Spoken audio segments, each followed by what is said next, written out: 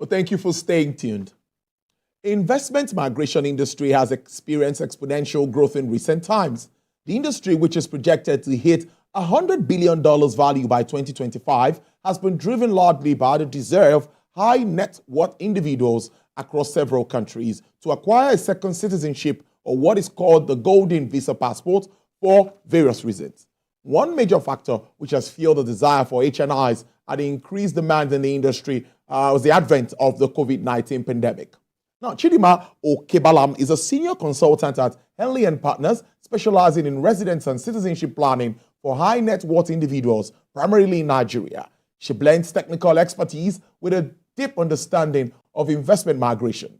Chidinma helps clients navigate complex migration processes. A celebrated performer in Nigeria, she's also passionate about raising awareness of citizen planning to secure prosperous futures for families. It's good to have you on the show, Chidinma. Good afternoon, and thank you. She joins us from the UK. It's good to see you. Good afternoon, Tolu. Good afternoon. How are you doing today? Very well. I think we should start our conversation by you telling us factors do you consider most important when helping Nigerian clients decide between various investment migration programs. I read through it and I saw a lot of opportunities. Yes, thank you. And thank you for having me on this segment. I'll just go straight into it.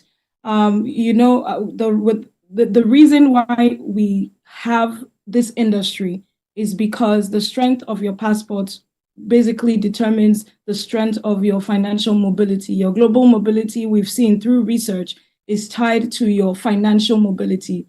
So the less you can move around the world, the less you have access to the world's wealth, to the GDP. For example, the Nigerian passport only allows us 1.5% of the global GDP. So you can imagine if you enhance that passport with another residency or another citizenship, that just gives you, a great opportunity.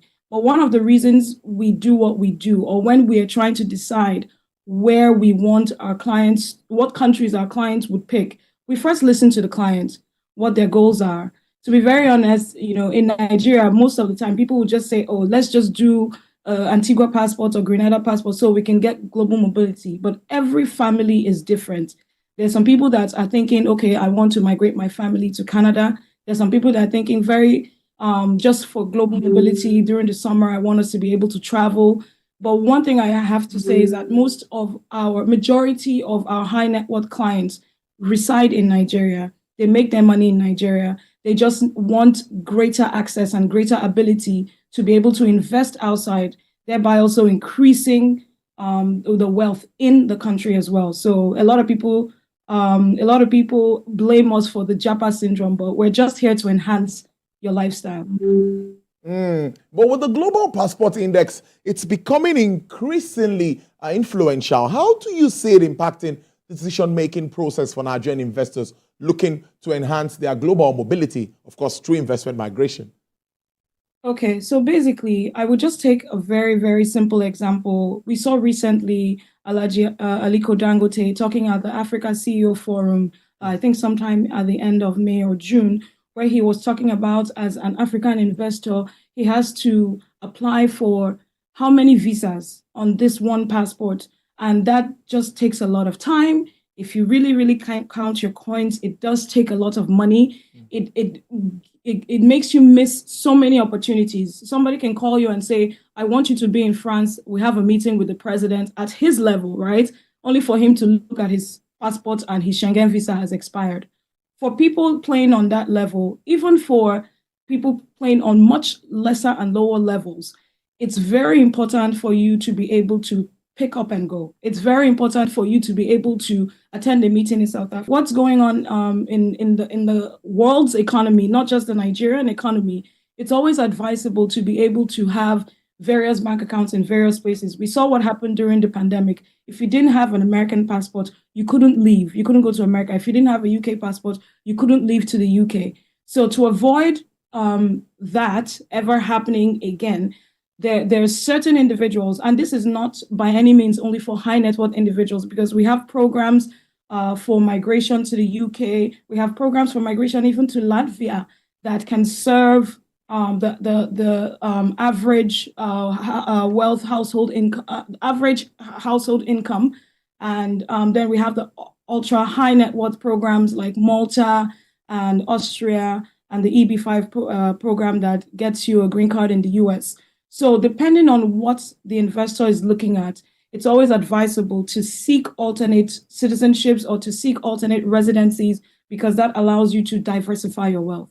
Well, as the interest in investment migration grows in West Africa, let me ask you personally, how do you, Henley and partners, stay ahead of emerging trends and, of course, evolving clients' needs in the region?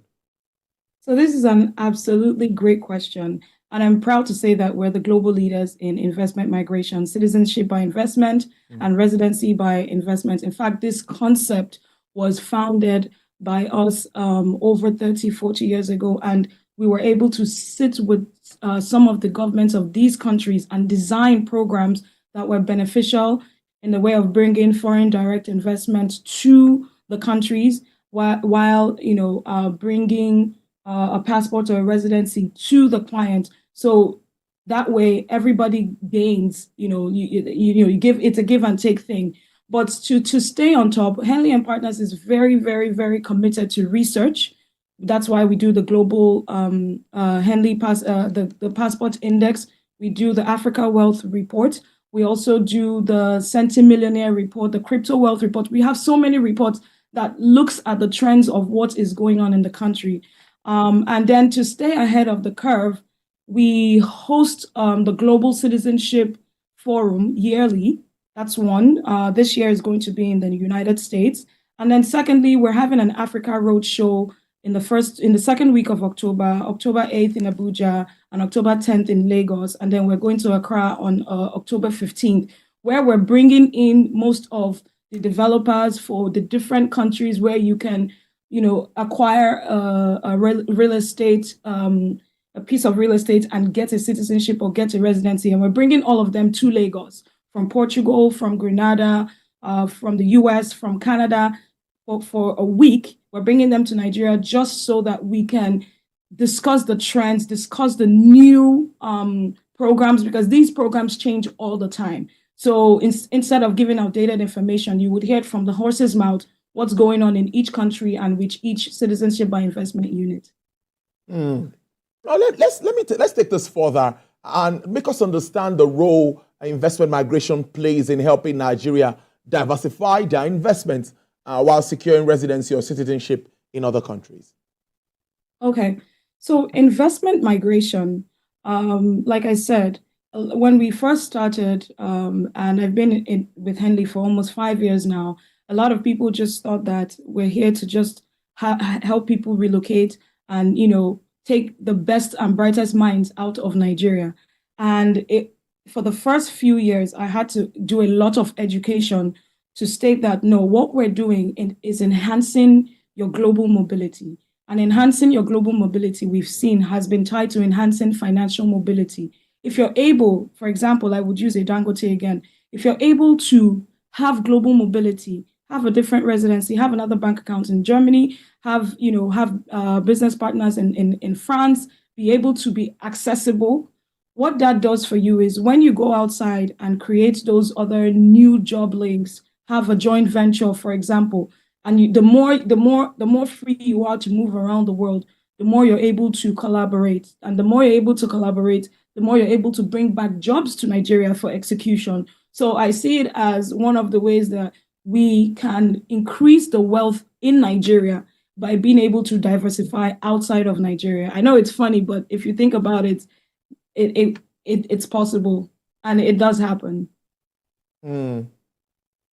What are your thoughts now on sensitizing investors about investment migration and global mobility, especially with the growing interest in or the birth of investment migration companies?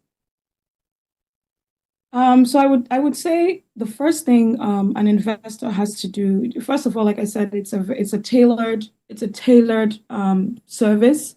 You have to decide what is the end goal. If the end goal is just to have global mobility, then we have quick solutions that you can do within 6, 8, 9 months, 10 months, and you're able to go everywhere. If the end goal is, okay, I want my children to study in Europe, then maybe we would look at Europe to see what are the programs that are friendly enough to give you flexibility to still be in Nigeria, but also maintain a residency outside Nigeria. So Portugal has been one of the very popular programs with Nigerians because it allows you just 7 days in a year to maintain a residence, 7 days in a year to be in Portugal to maintain that residency. And then after 5 to 6 years, you can file for a permanent residency, or you can get a Portuguese passport, thereby giving you access to the EU. You can live, work, school in any of the 26 Schengen regions. Now, if you're just looking for something for global mobility, you're a trader, you go to China a lot, we recommend a program like Grenada, where you would get a passport, in about a year and 2 months, you get a passport. And what that does for you is it just allows you to travel. You don't have the right to live, work, and school in any other place except the Caribbean communities, which there are 16 countries, including Barbados, Jamaica, etc. But most of our clients who do that route are just, businessmen, businesswomen who want to be able to travel at the drop of a hat and be able to conduct business. And we see an increasing number of Nigerians inquiring about our services, inquiring about different options that they can take. We even see a growing trend now is that for clients who have a Caribbean passport, they're now coming back to us and asking, so what can I do for Europe? I have young children. So we now see clients who have a Caribbean passport and are still going for a residency as well. So every family has their goals. We're here to listen. We're here to advise. And like I said, we'll be on the road in Lagos and in Abuja and in Accra. And also, if you need to contact us, you can send an email to nigeria@henleyglobal.com, and we'll be able to respond back to your inquiry and schedule a free consultation for you. Well, it sounds good. Let's see how all of this plays out. We hope to have you in. Let's do an evaluation of how this plays out. Moving on, at least we'll see the positives here. Interesting conversation, I must say. Chidinma Okebalama, I got that now. Yeah, she's the senior consultant at Henley and Partners. Thank you so much. I do enjoy the rest of your day. Hope to see you again soon. Have a great day. Thank you. All right then.